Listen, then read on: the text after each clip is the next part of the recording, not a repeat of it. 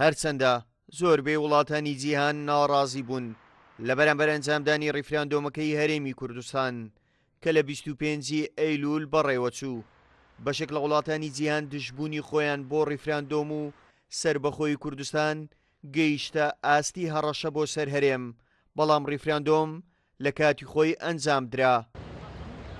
ئێستا نزیکەی 40 وڵات کونسوڵخانەی فەرمیان لە هەرێمی کوردستان هەیە. زۆربەی ئەو وڵاتانەی کە ناڕازی بوون لە بەرامبەر ئەنجامدانی ڕیفراندۆمی هەرێمی کوردستان لەو 40 وڵاتن، کەچی تا ئێستاش کونسوڵخانەکانیان کراوێ و ڕۆژانە کارەکانی هاوڵاتیانی باشووری کوردستان ڕای دەکەن. تورکیا و ئێران دوو دراوسێی هەرێمی کوردستانن. ئەوان لە وڵاتانە بوون بە توندی دژی ڕیفراندۆم بوون. چەندین جاریش هەڕەشەی داخستنی سنوور و جوڵەپێکردنی هێزیان لەسەر سنوور کردووە، بەڵام تورکیا و ئێران لەگەڵ ناڕازی بوونیان پەیوەندی بازرگانی و ئابوووریەکانیان لەگەڵ هەرێم وە خۆی هێشتۆتەوە.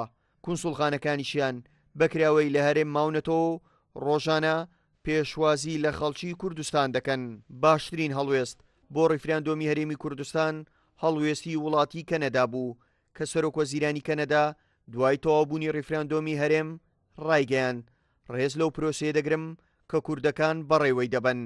نەتەوە یەکگرتووەکانیش دوای ڕیفراندۆمی هەرێمی کوردستان ڕایگەیان پەیوەندی و هاوکاریەکانیان لەگەڵ هەرێمی کوردستان بەردەوام دەبێت.